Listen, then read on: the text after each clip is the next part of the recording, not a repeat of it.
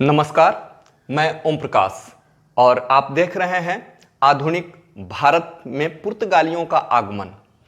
भारत में पुर्तगालियों का आगमन क्यों हुआ, कैसे हुआ और कब हुआ, इन सारी बातों को मैं विस्तार से बताऊंगा इस वीडियो में।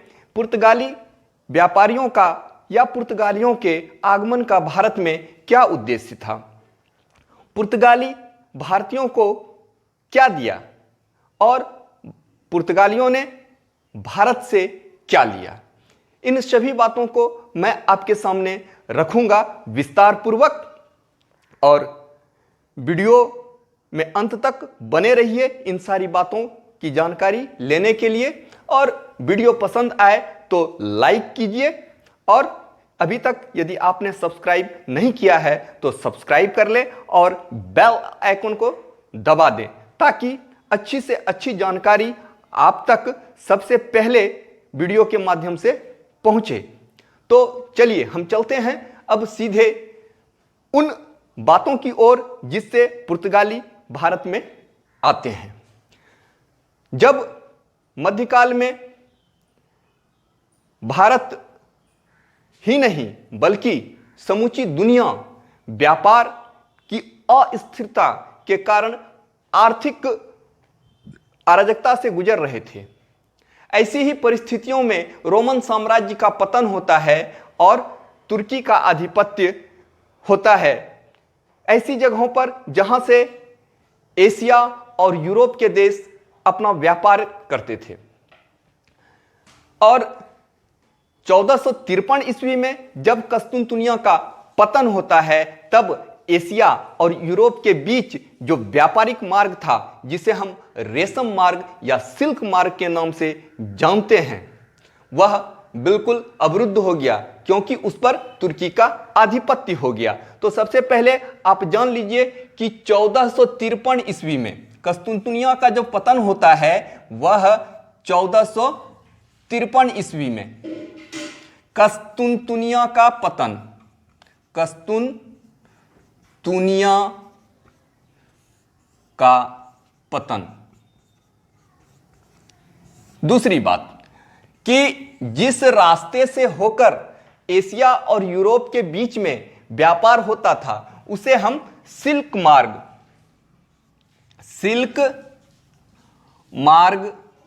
या रेशम मार्ग के नाम से जानते हैं। तो ये दो बात कि एक तो 1453 ईस्वी में कस्तुनतुनिया का पतन होता है और दूसरी बात कि जिस रास्ते से व्यापार होता था वह सिल्क मार्ग या रेशम मार्ग के नाम से जाना जाता है। इन्हीं परिस्थितियों के बीच यूरोप की अर्थव्यवस्था इतनी गड़बड़ा गई थी कि लोग अपने व्यापार को सुचारू ढंग से चलाने के लिए उन रास्तों की खोज कर रहे थे जिससे कि एशिया और यूरोप के बीच में व्यापारिक संबंध पुनः स्थापित हो सके। और इसमें भौगोलिक खोजों और यूरोप के साहसी नाविकों ने काफी महत्वपूर्ण योगदान दिया। और इस प्रयास में बार्थोलोम्यो डियाज ने, जिसका नाम है बार्थोलोम्यो डियाज, और इन्होंने कुमारी आशा अंतरीप या केप ऑफ गुड होप नामक स्थान तक आए। तो इसको हम इस तरह से भी जान सकते हैं कि केप ऑफ गुड होप या कुमारी आशा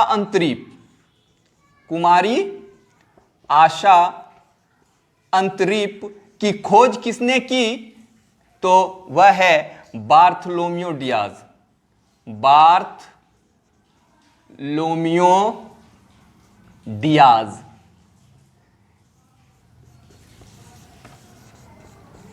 बार्थोलोम्यो डियाज ने केप ऑफ गुड होप या कुमारी आशा अंतरीप की खोज की। और यह जो है दक्षिण अफ्रीका के पास है। दक्षिण अफ्रीका का यदि हम देखें तो पश्चिमी वाला भाग जो है वहां पर ये पड़ता है। वहां तक पहुंच गए थे बार्थोलोम्यू डियाज, और इसी का अनुसरण करते हुए पुर्तगाली यात्री वास्को डी गामा, पुर्तगाली यात्री वास्को डी गामा इसी गुड होप और या तो आशा अंतरिप यानी केप ऑफ गुड होप या कुमारी आशा अंतरिप होते हुए भारत तक पहुंच गए 1498 ईस्वी में। 1498 ईस्वी में वास्को डी गामा 1498 ईस्वी में भारत पहुंच गए, और जिस स्थान पर ये पहुंचे उसका नाम था कालीकट, उसका नाम था कालीकट। यानी कि वास्को डी गामा कालीकट नामक स्थान पर पहुंचे, और इसी कालीकट का जो वर्तमान नाम है वह है, वर्तमान नाम कोझीकोड, वर्तमान नाम है कोझीकोड। और यह कोझीकोड अभी वर्तमान में केरल राज्य में है, और इसी केरल राज्य का जो प्राचीन नाम कहिए या उस क्षेत्र में जो राज्य था वह था त्रावणकोर का राज्य। यानी कि वास्को डी गामा जिस प्रांत में पहुंचे तत्कालीन समय में वह था त्रावणकोर, वह राज्य था त्रावणकोर, और राजा थे वहां के जेमोरिन। जिस समय वास्को डी गामा भारत पहुंचे वह राज्य था त्रावणकोर राज्य, और जेमोरिन वहां का राजा था। और यहीं से भारत में पुर्तगालियों के आगमन की शुरुआत होती है, पुर्तगालियों द्वारा भारत में व्यापार की शुरुआत होती है, और फिर उनके मन में राजनीतिक महत्वाकांक्षा जगती है और वो साम्राज्य विस्तार की ओर चल पड़ते हैं। तो भारत में यदि देखा जाए तो पुर्तगाली साम्राज्य की स्थापना का श्रेय यदि वास्तविक रूप में देखा जाए तो पुर्तगालियों के साम्राज्य का अगुवा थे वास्को डी गामा, और इन्हीं के प्रयासों से भारत में पुर्तगालियों ने पहली फैक्ट्री खोली, और वह स्थान था कोचीन, वह स्थान था कोचीन। और यही कोचीन पुर्तगालियों की प्रारंभिक राजधानी भी बनी, पुर्तगालियों की प्रारंभिक राजधानी भी बनी। भारत आने वाले पुर्तगालियों में सबसे पहला स्थान जिस व्यक्ति का था वह वास्को डी गामा थे, और वास्को डी गामा के बाद जो व्यक्ति आते हैं वो मुख्य रूप से जो व्यक्ति हैं उनके बारे में मैं अब आपको बताऊंगा। और वास्को डी गामा सबसे पहले तो 1498 ईस्वी में आते हैं, और पुनः दूसरी बार वो 1502 ईस्वी में आते हैं। तो वास्को डी गामा को एक तरह से कह लें तो भारत में पुर्तगाली साम्राज्य या पुर्तगाली के आगमन का यदि प्रणेता हम मान लें तो उसमें कोई अतिशयोक्ति नहीं होगी। और देखिए वास्को डी गामा के बाद जो व्यक्ति आते हैं वह है पेड्रो अल्वारेज कैब्राल, और ये आते हैं 1500 ईस्वी में। और इसके बाद जो है कोचीन को राजधानी 1503 में बनाया जाता है, और उस समय तक कोई भी गवर्नर भारत नहीं आया था। और यह पुर्तगाली साम्राज्य की राजधानी कोचीन जो बनी 1503 ईस्वी में, यहां पर पहली फैक्ट्री भी स्थापित की गई।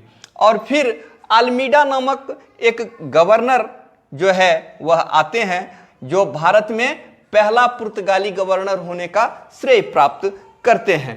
और ये क्यों हुआ जरूरी कि भारत में गवर्नर की नियुक्ति की जाए? क्योंकि अब तक भारत में पुर्तगाली साम्राज्य स्थापित हो चुका था।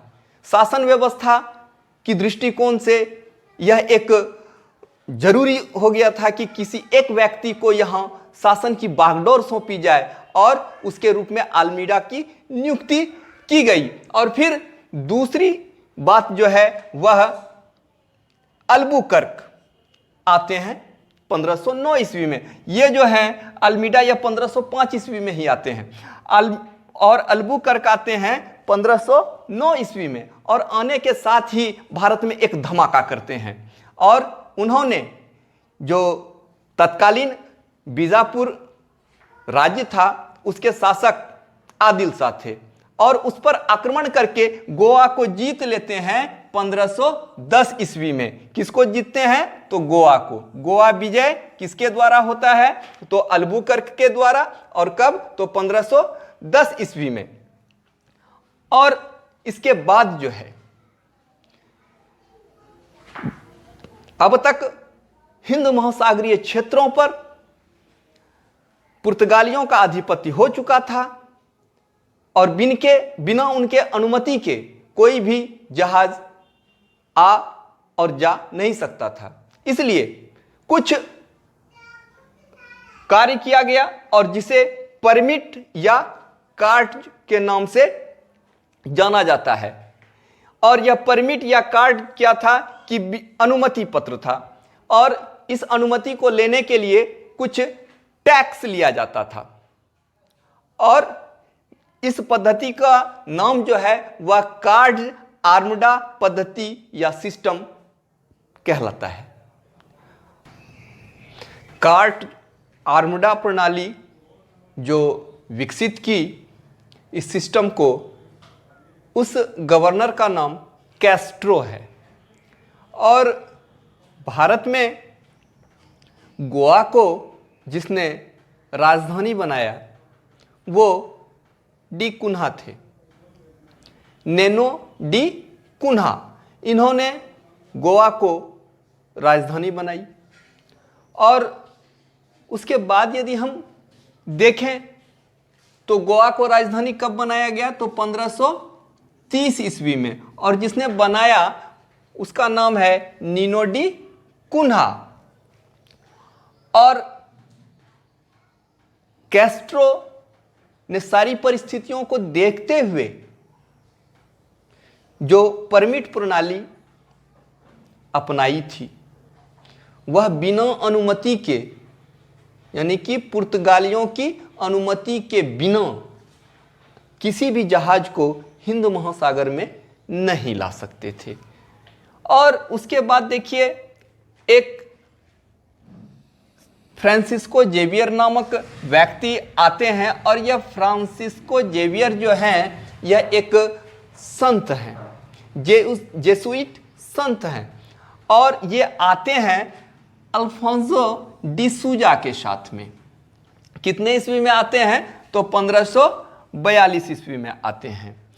और यहां तक आते आते पुर्तगाली साम्राज्य एक शक्तिशाली साम्राज्य के रूप में उभर कर भारत में आता है और निश्चित रूप से पुर्तगालियों ने अपनी सत्ता यहां तक स्थापित कर ली थी जो काफी लंबे दिनों तक चली।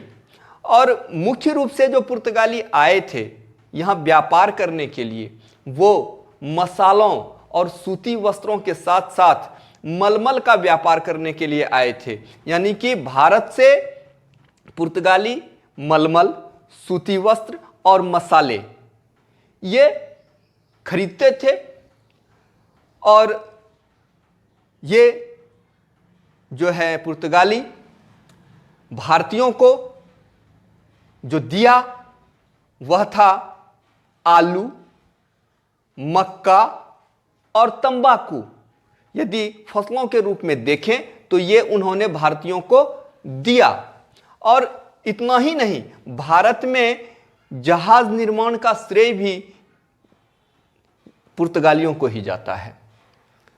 और कल तक भारत में जो पुस्तकें हाथों से लिखी जाती थी, पांडुलिपियों के रूप में लिखी जाती थी, उसकी जगह पर पुर्तगालियों ने गोवा में प्रिंटिंग प्रेस की शुरुआत की। और वह प्रिंटिंग प्रेस 1556 ईस्वी में गोवा में शुरू की। तो दोस्तों, ये वीडियो आपको कैसा लगा ये अपने कमेंट के माध्यम से हमें सूचित कीजिएगा, और वीडियो अच्छा लगा हो तो लाइक ज़रूर कीजिएगा। और अच्छी अच्छी जानकारियाँ मैं आपको वीडियो के माध्यम से दूंगा, तो जिन्होंने अभी तक सब्सक्राइब नहीं किया है वो इस चैनल को सब्सक्राइब कर लें और बेल आइकन को दबा लें, ताकि आपके पास हमारा वीडियो सबसे पहले पहुंचे। धन्यवाद, मिलते हैं फिर अगली वीडियो में।